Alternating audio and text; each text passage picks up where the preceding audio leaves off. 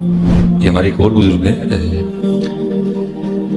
امام مغربی رحمۃ اللہ تعالی، آپ فرماتے ہیں ایک رات میں سویا تھا تو کیا دیکھتا ہوں، خواب میں نبی علیہ السلام کی بارگاہ میں حاضر ہوں تو حضور مجھے فرما رہے ہیں کہ ہمارا ایک غلام ہے جسے بغیر کسی وجہ کے قید کر لیا گیا ہے، اور جو شہر کا داروغہ ہے نا، جو جیلر ہے، وہ تیرا مرید ہے، جا جا کے اس کی سفارش کرا اور اس کو رہا کروا۔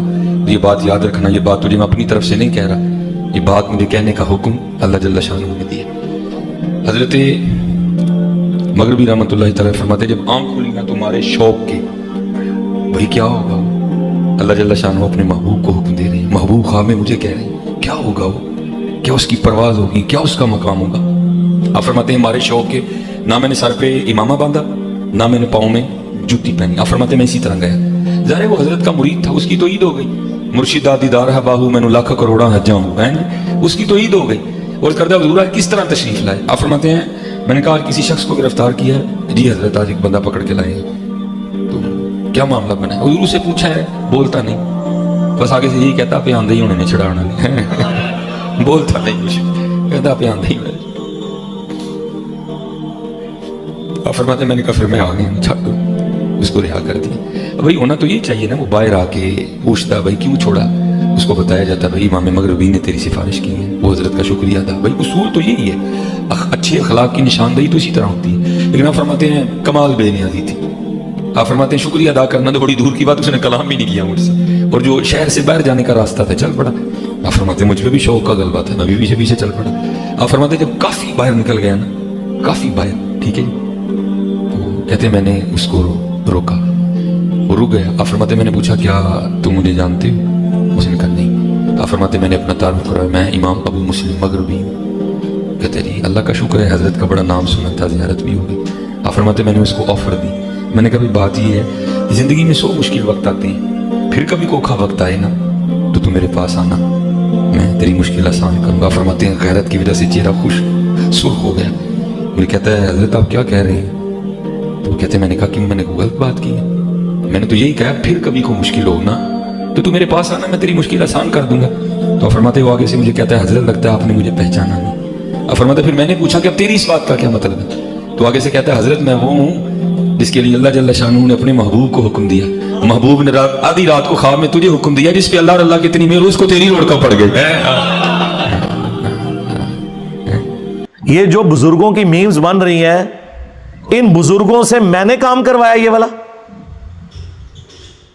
کہ لوگ آپ کا مذاق اڑائیں، یا آج جو مولوی اپنے بابوں کے واقعات بیان کر رہے ہیں، یہ میں نے ان کو کہا ہے گن پوائنٹ کے اوپر تلوار کے زور پہ کہ تم جو ہے نا اس طرح کی کہانیاں بیان کرو تاکہ انجینئر صاحب تمہارے خلاف کلپ بناوڑ۔ میں نے کہا ہے، خود کیے نا، اور اس سے بڑھ کر ہمارے اباء و اجداد تو سبحان اللہ کہتے تھے اس کے اوپر، کیونکہ نہ انہوں نے قرآن پڑھا نہ سنت پڑھی، انہیں پتہ ہی نہیں تھا کہ دین وہ ہے جو کتابوں میں ہے، دین وہ نہیں جو آپ کے فرقوں کے بابے بتائیں گے، وہ تو کہانیاں کروائیں گے۔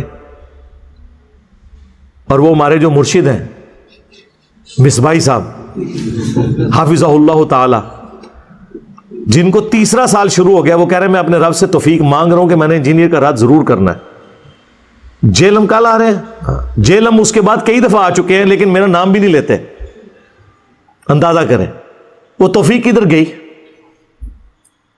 ویسے تو کہتے نہیں صوفیہ وہ ہیں جو ہندوؤں کے لیے بھی چادریں بچھاتے تھے۔ تو مر جانا کیڑے کٹ کٹ کے، کیڑے والی سرکار، تو مر جانا کیڑے کٹ کٹ کے، تو مر جانا ہے، تیرے جیسے کئی مر گئے، تیرے جیسے کئی مر گئے، تو سڑ، تو مر، تو اپنے کمرے میں مر جانا بیٹھ گئے کیڑے کٹ کٹ کے، تو مر جانا اپنے کمرے چ بیٹھے کیڑے کٹ کٹ کے، مر جانا جس نے کیڑے نکال۔ اور جب میری باری آئی ہے اسی صوفی کو دیکھیں، تو سڑ، تو مر، اس نے مر جانا ہے نہیں اپنے کمرے میں، یار میں نے مر جانا ہے، تو نے زندہ رہنا ہے، تیرے سارے بزرگ زندہ رہے، ان کے جو نام زندہ تھے وہ بھی میرے ہاتھوں میری ویڈیوز کی برکت سے مر گئے، تو شاہی کوئی نہیں ہے۔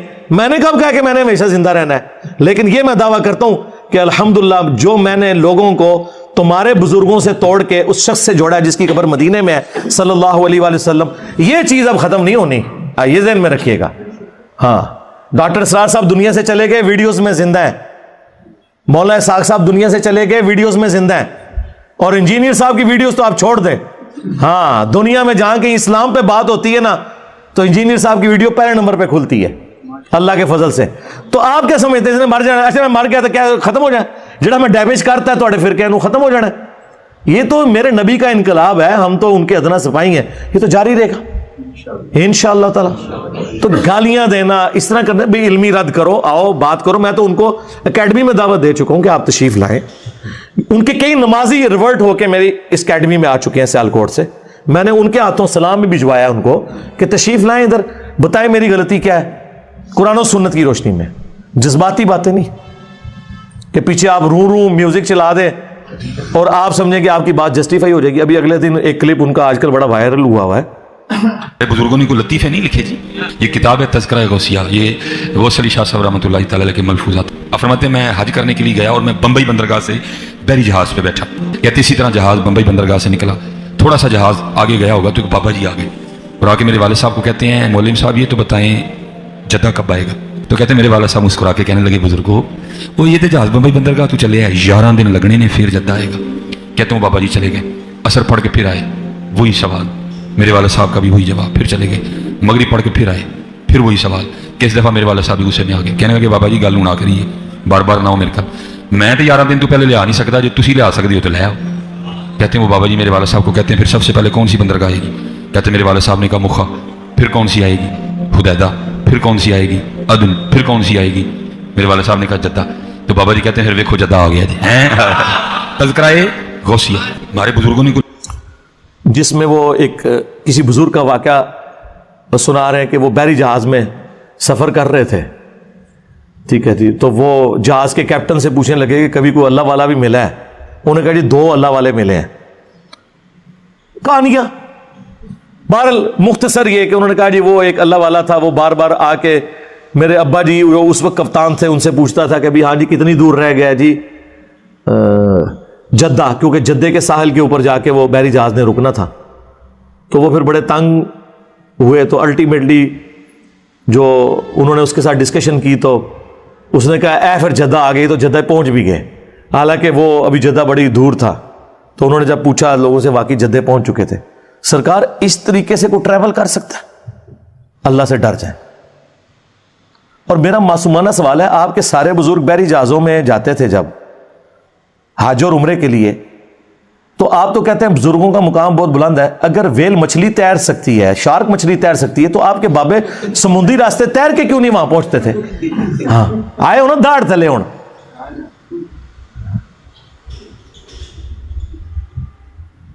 वेल मछली 1.5 घंटे तक सांस रोक लेती है अपना, उसके बाद एक दफा ऊपर सांस लेने आती है।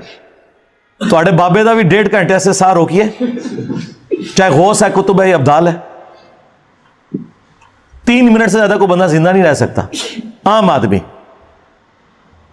मर जाएगा। और फिर जो आप ये कहानी करवा रहे हैं कि जी वो बहरी जहाज समेत वहां पहुंच गए जद्दे, इसमें एक टेक्निकल गलती उनसे हो गई है, वो मैंने हाईलाइट करनी है। सारा का उम्रा, सारा का हज फारग हो गया, क्योंकि ये लम जो है ना वो जद्दे से बहुत पहले आता है, जहां आपने एहराम बांधना होता है। ओ बाबा जल ही निकले ਤੁਹਾਡਾ। हाँ ओनू जड़ा मैं कहना ਤੁਹਾਡੇ बाबे ना नमाज का पता ना हज रोजे का पता, ओ बाबा एडा जाली सी, उसको चाहिए था ये लम पे पहले वो रोकता और कहता कि भाई मिकात शुरू हो गया, एहराम बांध लो। उसने डायरेक्ट सबको जद्दे बुझा दिया, सारे उधर दम वाजिब करा छड़ा। मेरे नबी सा है ही कोई नहीं, तेरे सारे बाबे तो शाही कोई नहीं। आए ना दाढ़ थले, ये किसी का दिमाग ही नहीं गया, लोग सुभान अल्लाह कह रहे हैं, लानतुल्लाह। सारे उधर दम वाजिब करवाता उन्हें, क्योंकि जद्दे पहुंच गए तो ये लम तो गुजर चुका है, जद्दे पहुंच गए तो आप बांध ही नहीं सकते एहराम, और अगर बांधेंगे तो हर बंदे ने ला अल्लाह कुर्बान। और तो बाबा का उल्टा मुसीबत पै गई। कितनी बड़ी टेक्निकल गलती है इसके अंदर, टेक्निकल गलती। और इससे ये पता लगा कि बाबे को हज के मसाइल नहीं पता थे, वरना वो पहले यलमलम रोकता, उसके बाद जद्दे जाता। यही तो हम कहते हैं इन्हें तजवीज से नमाज भी नहीं आती, तर्जमा तो छड़ दो, को पढ़ ही नहीं सकते।